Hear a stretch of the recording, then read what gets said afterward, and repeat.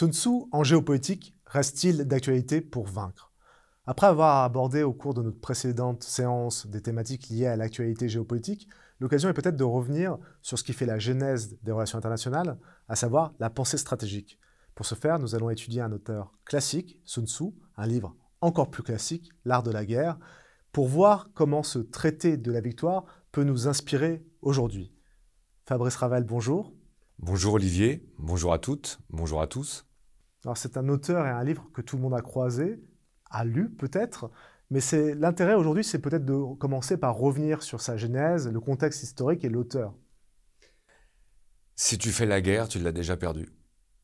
Comment ne pas commencer une séance sur Sun Tzu en s'appropriant sa pensée, en essayant de s'approprier sa pensée et en mettant en avant cette formulation, qui est d'ailleurs tirée d'une citation. L'art de la guerre, c'est soumettre l'adversaire sans combat. Et on voit bien que déjà, spontanément, il y a une sorte, on va dire, de logique contre-intuitive, puisqu'on se retrouve dans une situation où, a priori, pour gagner la guerre, il faudrait ne pas la faire. Et donc déjà là, on est face à une situation qui est un peu paradoxale. Et en plus, évidemment, l'ombre tutélaire de Sun Tzu ne peut que planer davantage en 2024, dans une période où les guerres se multiplient. Donc on a le sentiment qu'effectivement, on a là quelque chose de particulièrement important et un penseur en stratégie qu'il faudrait réappréhender. Alors, je commence d'autant plus la présentation de Sun Tzu par cette formulation singulière qu'on va se rendre compte assez vite que les éléments qui nous permettraient de préciser qui est-il, d'une part, et quels sont son ouvrage, d'autre part, vont nous amener à avoir une explication qui va être très sibylline. D'abord parce que sur le personnage lui-même, on considère, j'attire l'attention des auditeurs sur le verbe, on considère qu'il aurait vécu entre le 6e et le 5e siècle en Chine avant Jésus-Christ. Mais certains chercheurs ne sont pas du tout d'accord entre eux, pour être totalement clair. D'ailleurs, on n'est pas totalement sûr qu'il a vraiment existé. On n'est pas totalement certain que c'est vraiment le nom qu'il a porté. On n'est pas totalement certain que l'ouvrage sur lequel je vais être amené à faire quelques précisions, si c'est possible, c'est vraiment lui qui l'a écrit ou qu'il l'a écrit tout seul. Bref, serais-je tenté de dire, en ce qui concerne son identité et sa vie, on n'est pas certain de grand-chose. Ça en est à tel point que, en fait, il y a certains spécialistes ou certains chercheurs qui étudient le livre pour savoir, à travers les faits qu'il décrit, à quelle période on pourrait le plus l'apparenter. Donc là, on voit bien que ça n'est pas très très précis. Quant à l'ouvrage, il y a une chose qui, me semble-t-il, est assez intéressante à souligner.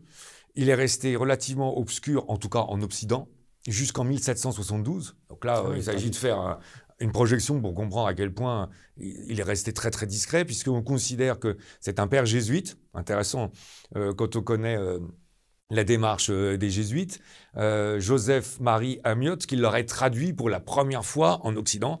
Et par la suite, en plus, il serait retombé, on va dire, un peu dans les oublis de l'histoire avant que de vraiment être mis en avant au XXe siècle. Donc là, on sent bien que déjà, il y a quelque chose de totalement surprenant.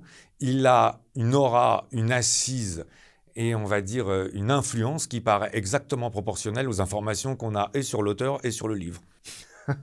Alors, c'est un ouvrage ancien, ça on en est sûr.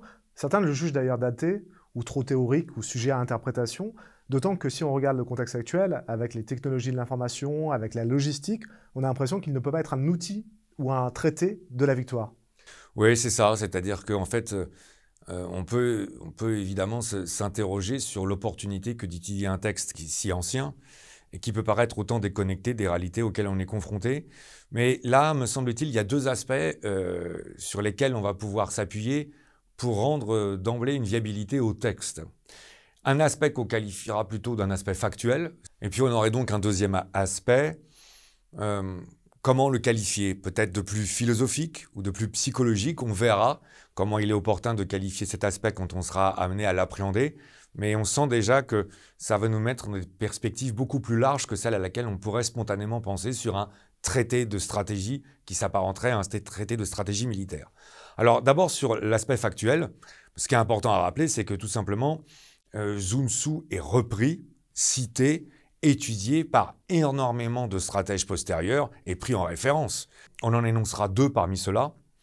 D'abord, Sir John Basil Liddell-Hart, dont on a vu d'ailleurs l'occasion, Olivier, souvenons-nous, de faire une séance qui d'ailleurs s'intitulait Sir John Basil Liddell-Hart est-il le meilleur stratège en géopolitique du XXe siècle? Et l'intitulé est très important parce qu'il montre déjà spontanément quel est le degré auquel on doit positionner Liddell-Hart.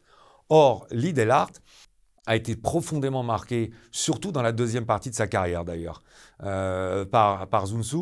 Et ça, c'est un aveu qu'il est amené à faire. Alors là aussi, on va avoir beaucoup d'informations qui vont se conjuguer en même temps, qu'il a été amené à faire sur le tard, et on retrouve son avant-propos dans l'édition de L'Art de la guerre de Sun Tzu, Chant Flammarion, édité en 1983.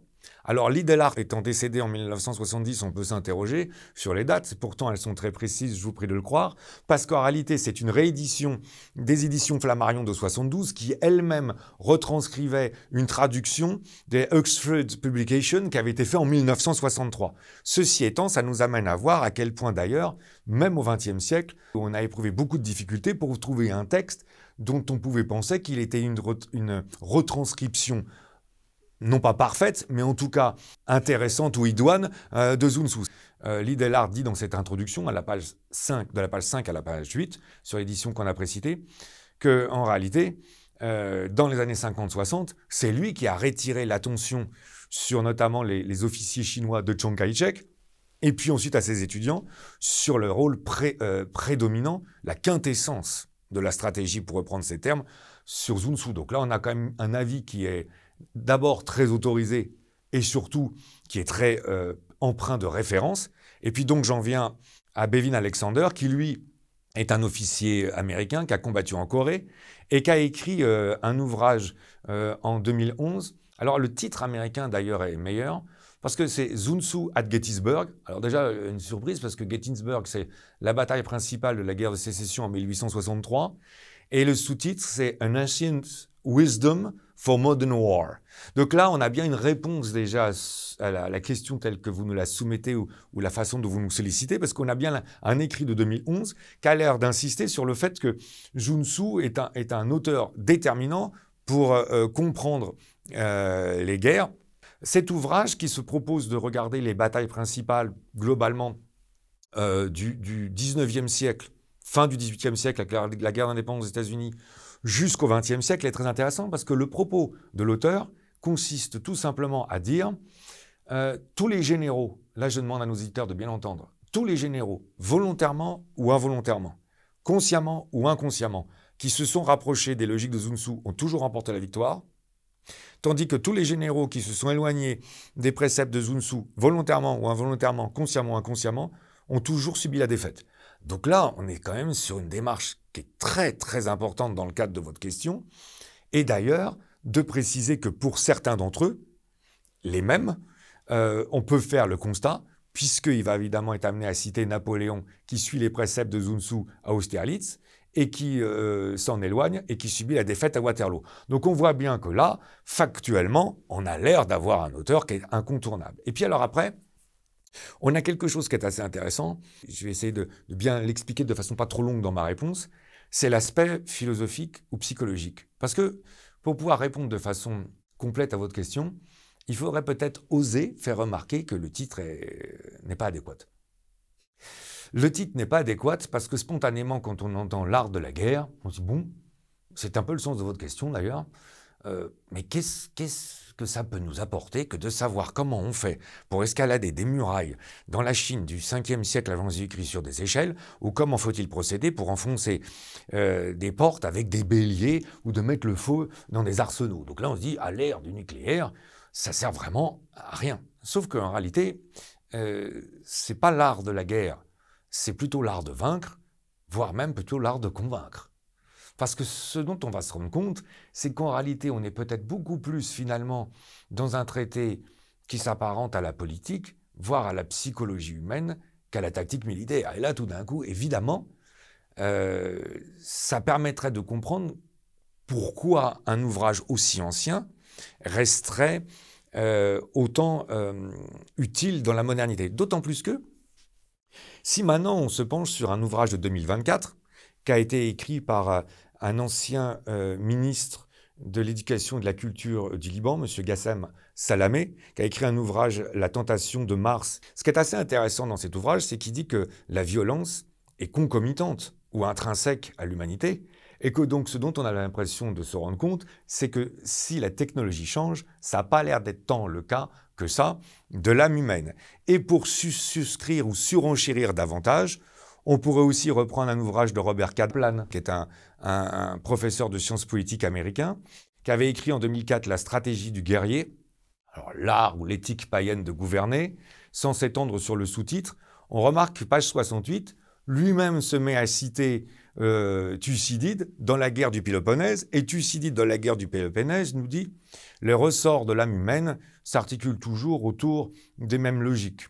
La peur, phobos, l'intérêt personnel, kerdos, et surtout l'édoxa, qui serait en réalité sa réputation. » Et là, d'ailleurs, je m'empresse de préciser parce qu'il y a une petite erreur de retranscription dans la traduction française, parce qu'ils mettent la doxa qui s'apparenterait plus à la sagesse, et c'est bien l'édoxa, la réputation.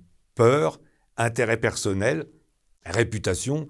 On voit bien que là, on a quelque chose qui ne peut exister qu'à travers les siècles. Et ce qui nous permet d'ailleurs, puisque c'était une première précision, à nous amener sur une deuxième précision, qui là aussi me paraît fondamentale, parce que toujours dans le même ouvrage, page 64, Robert Kaplan, à un moment, décrit la philosophie chinoise. Alors bien sûr, il décrit, je m'empresse de le dire, la philosophie chinoise de l'époque, dans 5 ou 6 siècles avant Jésus-Christ.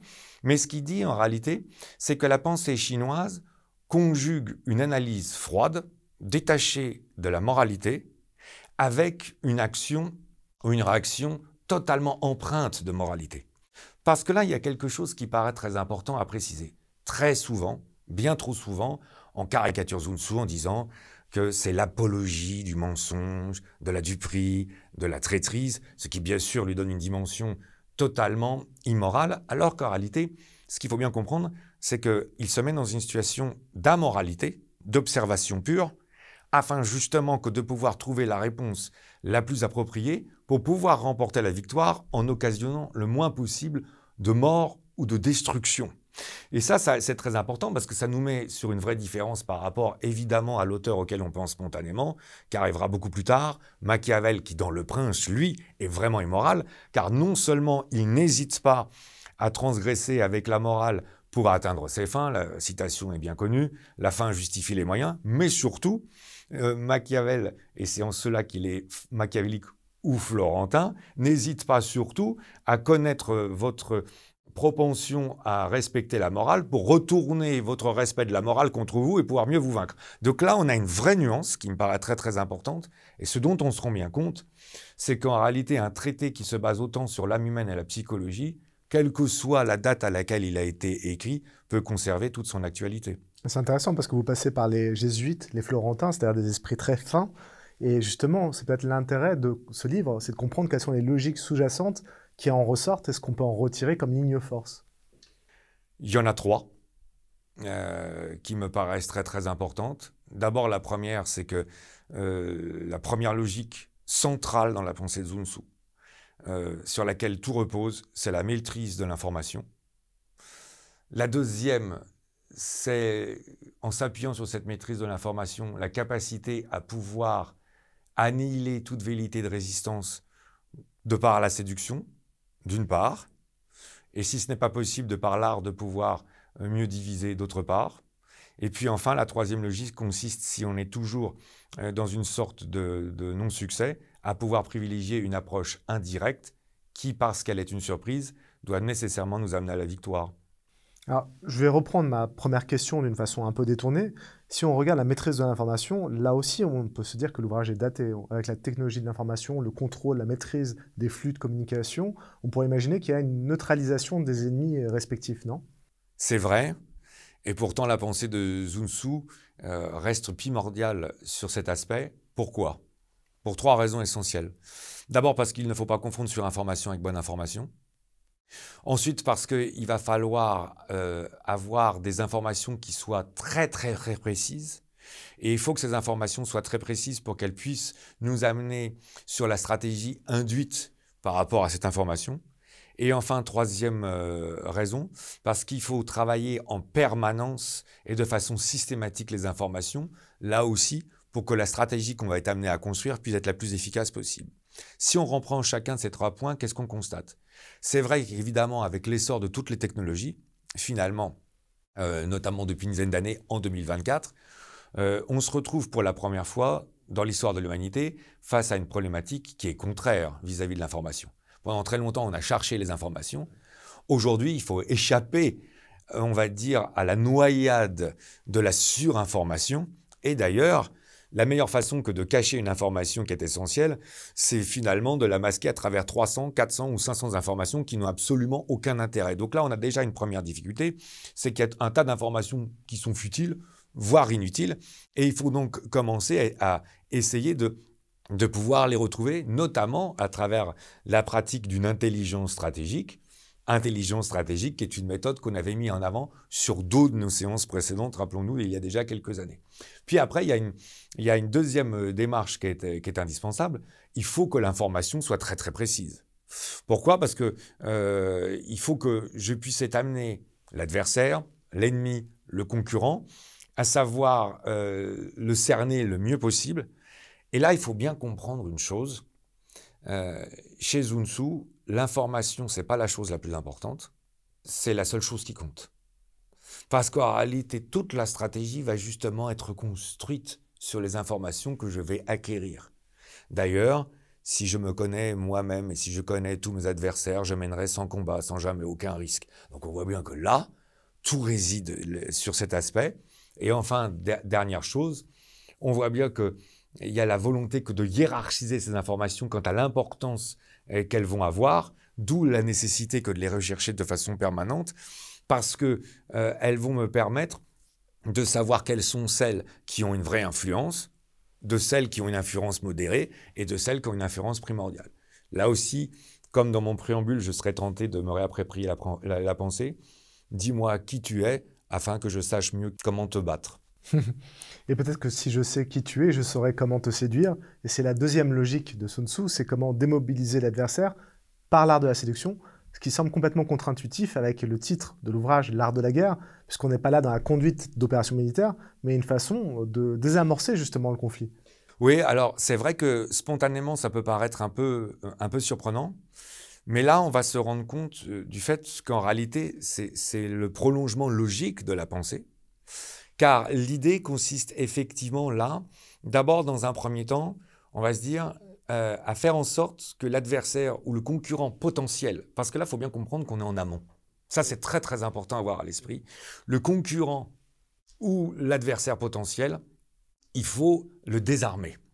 Et je vais demander à nos auditeurs tout au long de ce temps de réponse de bien garder ça à l'esprit, parce que ça va nous amener à quelque chose d'assez étonnant, je crois. Parce qu'en réalité, il faut déjà... Alors, si c'est possible, là, il y aurait 3 stades. Le premier stade, Sun Tzu désire, et le terme de désir est important, vous amener à lui. Je vais t'amener à moi. C'est-à-dire qu'en réalité, je vais annihiler toute velléité de résistance parce que tu vas vouloir être moi. Et là, c'est très intéressant, parce que concrètement, maintenant, on va pouvoir faire des implications. C'est le soft power tel que Joseph Nye l'a décrit, ce théoricien américain dans les années 1990. Parce que là, si un État ou une civilisation arrive à créer une appétence sur son mode de vie, sur son mode vestimentaire, sur son approche culinaire, sur sa pratique du sport, et on voit bien à quoi on fait allusion à travers la civilisation américaine, ou si c'est plutôt une sorte d'éducation ou de rapport à la société, avec les instituts Confucius par rapport à la Chine, ou si ça peut être lié, rappelons-nous, de l'attrait des intellectuels par rapport à l'Union soviétique, dont on pouvait penser à travers la grille de lecture du marxisme et de la mise en place des républiques populaires qu'elles étaient un attrait. On voit bien que là, en réalité, j'arrive à vaincre sans combattre, puisque de toute façon, je suis même un attrait et que je suis amené à faire en sorte que la tentation ne soit pas de me combattre, mais de me ressembler. Si ça ne marche pas, il y a une autre façon de procéder qui consiste, toujours en s'appuyant sur l'information, à fragiliser l'adversaire, c'est-à-dire à le diviser. Et là, la citation de Sun Tzu est assez classique aussi. S'ils sont unis, divisez-les, on a bien compris. Et l'excellence suprême dans l'art de la guerre consiste à diviser l'adversaire sans avoir à le combattre et consiste à diminuer sa volonté sans avoir à le combattre. Mais il y a un troisième stade qui me paraît encore plus intéressant, c'est qu'il faut enlever même l'hypothèse de la guerre dans l'esprit de l'adversaire. C'est-à-dire, et là ça va être intéressant me semble-t-il, c'est-à-dire qu'il faut empêcher que l'adversaire puisse concevoir spontanément que la guerre soit possible et surtout qu'il puisse la gagner. Et là c'est très intéressant parce que ça veut dire que normalement, là on est évidemment très en amont, on a donc découragé l'adversaire. Si on n'a pas réussi à le séduire et si on n'a pas réussi à le diviser, du moins en s'appuyant sur qui il est, on doit anticiper tout ce à quoi il serait tenté pour pouvoir le réfréner avant même que lui-même ait conscience de l'opportunité que de pouvoir être un agresseur ou un concurrent. Et là, c'est quelque chose qui tout d'un coup prend un écho très particulier, Olivier, parce comment ne pas penser à la situation en Ukraine depuis le 24 février 2022 ? Et là, il y a quelque chose qui est très intéressant parce que dans l'esprit de Sun Tzu, on voit bien que la meilleure façon de remporter la victoire, ça aurait été spontanément, dès le départ, que d'enlever la velléité de guerre dans l'esprit des Russes et surtout d'empêcher aux Russes de penser que cette guerre était gagnable. Et cette remarque me paraît d'autant plus opportune à faire qu'on ne peut oublier qu'elle se fait à l'aune de l'expérience de la Finlande entre 1945 et 1989, car c'est bien ce concept de finlandisation qui était d'ailleurs cher à Henry Kissinger dans son ouvrage Diplomatie, et de rappeler que c'est trop souvent perçu comme une soumission, alors qu'en réalité, c'était une adaptation à la situation qui permettait de gagner du temps. Et que d'ailleurs, entre 1945 et 1989, la Finlande n'est pas rentrée dans d'abord la CE puis l'Union européenne parce qu'il y avait la guerre froide et que ça n'était possible par la suite. Donc là, on se rend bien compte qu'on est dans une logique où effectivement, la démarche de la maîtrise de l'information permet de désarmer l'adversaire et donc de remporter la victoire avant même que le combat ait eu lieu. Comme vous l'aviez dit, on est en amont en fait, d'une situation de conflit, mais vient le moment du conflit. Et alors à ce moment-là, ces deux logiques sont déjouées. Il y en a une troisième qui apparaît. Il est important de préciser qu'en plus, certains esprits critiques pourraient faire remarquer que si on envisage une troisième hypothèse dans laquelle la guerre se déclenche, c'est que peut-être que les logiques de Sun Tzu ne sont pas aussi bonnes ou systématiquement bonnes qu'il ne peut y paraître. Mais ça me semble être une grille de lecture qui serait un peu trop réductrice, parce que quand on lit donc dans les 13 chapitres de l'art de la guerre, il y a bien un moment où il est envisagé que malgré toutes les précautions et malgré toute l'adresse qu'on a pu mettre en place, il y a un certain nombre de circonstances qui se combinent, qui peuvent ne pas être favorables. Bon. Et c'est la fameuse fortuna, d'ailleurs, telle que l'évoquera Machiavel. Et il y a donc des cas où en réalité, on est contraint à la guerre. On a au moins acquis la connaissance suffisante pour savoir quelles sont les faiblesses de l'adversaire. Et on a eu le temps pour préparer les forces qui vont être adéquates pour pouvoir utiliser les faits de l'adversaire. Et là, il y a un terme qui est clé, c'est l'approche indirecte. C'est-à-dire que toute la philosophie de Sun Tzu, dans cette hypothèse-là, va dire, bon, la guerre doit être très courte et doit nous amener à un minimum de pertes. D'ailleurs, je crois que ce qui est important à préciser, c'est que si tu fais la guerre, tu l'as déjà perdue, parce que même si tu la gagnes, qui gagnes-tu? Le fait que tu aies énormément de pertes, que tu aies consacré ta fortune pour pouvoir remporter la victoire, et que tu aies détruit l'adversaire, mais quel avantage de détruire l'adversaire alors qu'il te rapporterait tant en ne se soumettant à toi? Donc il faut que la guerre soit courte. Et pour que la guerre soit courte, elle doit surprendre. Et pour qu'elle puisse surprendre, il faut que je fasse une approche indirecte, c'est-à-dire que j'attaque au moment où tu t'y attends le moins, avec les moyens auxquels tu t'attends le moins, et à l'endroit où tu t'y attends le moins. Donc là, en fait, c'est très intéressant parce qu'il y a une double dynamique. D'abord, je fixe l'adversaire. C'est ce qu'on appelle la force de fixation, le zeng. Je viens fixer l'attention, je viens omnibuler, presque hypnotiser l'adversaire, généralement d'ailleurs en essayant de faire ce à quoi il s'attend, pour le conforter davantage dans le fait que sa grille de lecture était juste.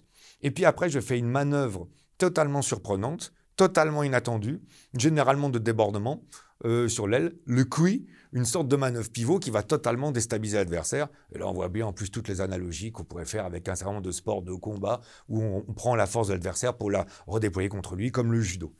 Et alors là, on en a un exemple moderne qui en est la quintessence, Olivier. C'est la campagne en France en 1940. Parce que si on regarde bien, malheureusement pour la France et pour l'armée française, et pour la Seconde Guerre mondiale, serais-je tenté de dire, le plan opérationnel tel qu'il a été mis en place par Erich von Manstein entre le 10 mai 1940 et le 22 juin 1940, qu'est-ce qu'on constate? Que d'abord, ce plan s'appuie sur le fait qu'il va y avoir une sorte d'attaque principale, un semblant d'attaque principale dans le Benelux, qui est d'autant plus crédible qu'il a l'air de reproduire exactement le plan Fall-Gelb, donc de 1940, le plan Schlieffen de 1914, par lesquels les Allemands étaient justement passés par le Benelux, et que cette attaque paraît d'autant plus incompressible qu'elle est conditionnée par l'existence de la ligne Maginot sur la frontière française, qui a l'air de ne laisser que comme seule possibilité cette attaque, mais que justement l'attaque véritable va avoir lieu, elle, 2 ou 3 jours plus tard, dans la forêt des Ardennes, lieu qui a été réputé par l'état-major français comme impénétrable de par la densité des végétaux et de par le nombre de cours d'eau, qu'en plus cette attaque, au lieu d'avoir objectif Paris, comme c'est le cas en 1870, va avoir comme objectif de couper l'armée française en deux en allant vers la mer. D'ailleurs, pendant quelques jours, les Français vont se féliciter de ce qu'ils pensent être une erreur. Et qu'enfin, surtout, c'est ça l'aspect le plus important, dont on voit bien qu'il va conjuguer tout ce qu'on est en train de dire en termes d'approche indirecte, c'est que l'armée allemande va réussir à apposer sa qualité essentielle sur le défaut principal de l'adversaire. Et là, si on comprend bien ce qu'on est en train de dire, c'est redoutable. Parce que l'avantage principal de l'armée allemande en 1940, c'est sa vitesse. Parce que l'armée allemande a été interdite par le traité de Versailles du 28 juin 1919. Donc l'armée allemande n'a pu se reconstruire qu'à partir de mars 1935. Et en réalité, ce sont des chars qui sont très modernes et dont le général Heinz Guderian, qui a lu l'Idelaart, sur lesquels on va revenir, dira l'arme essentielle d'un blindé, c'est son moteur.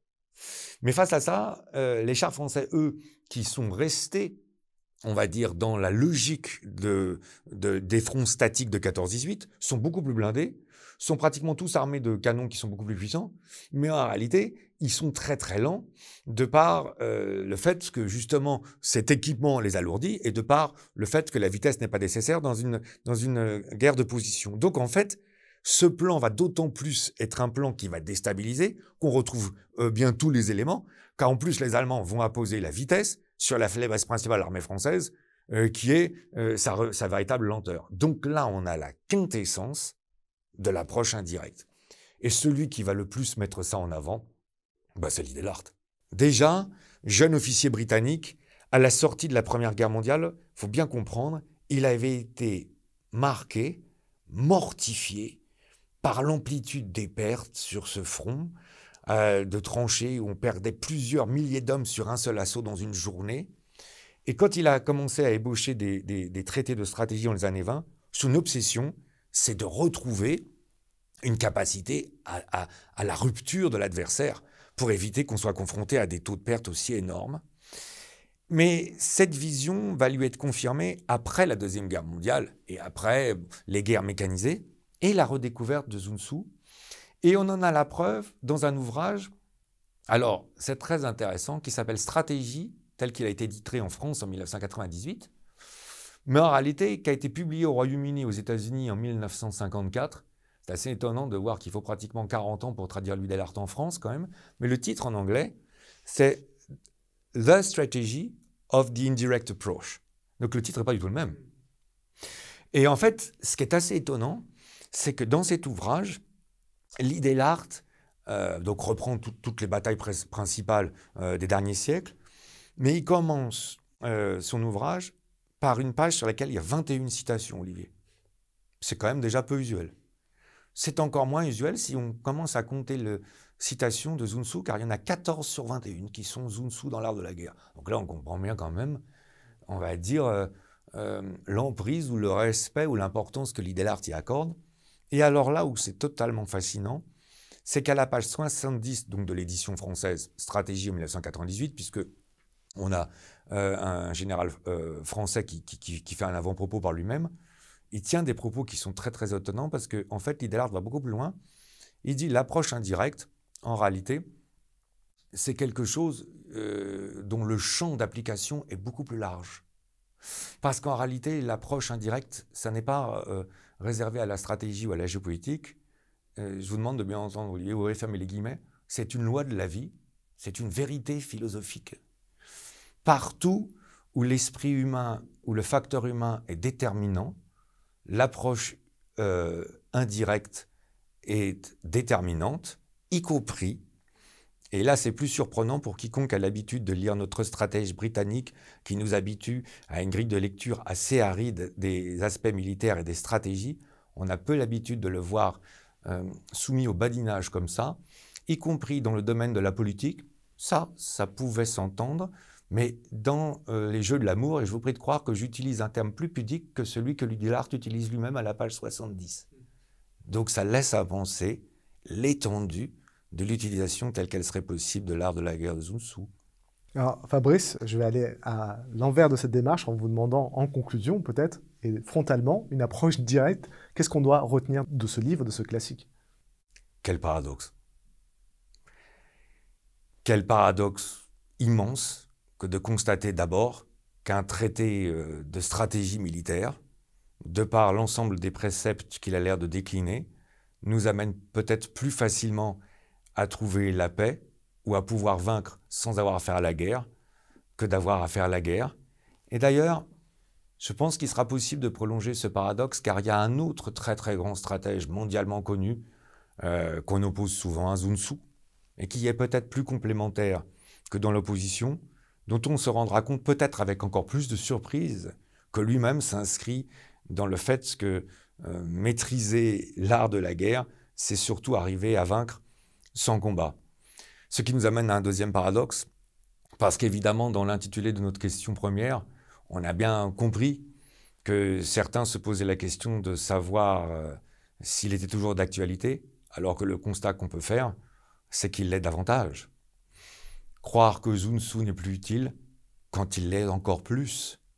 Car en fait, si on constate bien, à travers Sun Tzu, on doit pouvoir avoir la paix et remporter la victoire sans avoir à faire la guerre, sans avoir à faire des affrontements militaires, et qui pourra nier que c'est un enseignement qui est d'autant plus indispensable à l'ère de l'arme nucléaire. Enfin, n'est-ce pas, cette stratégie-là, on le sent bien, dépasse et de très loin la géopolitique, parce qu'effectivement, elle s'adapte à l'ensemble des situations dans lesquelles il y a le facteur humain. Bien Fabrice, je vous remercie pour ce message de conclusion. Vous avez parlé d'un second auteur classique. J'invite nos auditeurs ou nos spectateurs à regarder l'image qui va apparaître de ce stratège. Nous ne donnons pas son nom. Peut-être qu'ils le reconnaîtront-ils, et peut-être que nous pourrons prolonger par un prochain entretien. Merci Fabrice. Bien volontiers et merci à vous. Nous voici donc arrivés au terme de ce nouveau rendez-vous de la géopolitique en compagnie de l'auteur mystère. Merci à toutes, merci à tous de nous avoir suivis.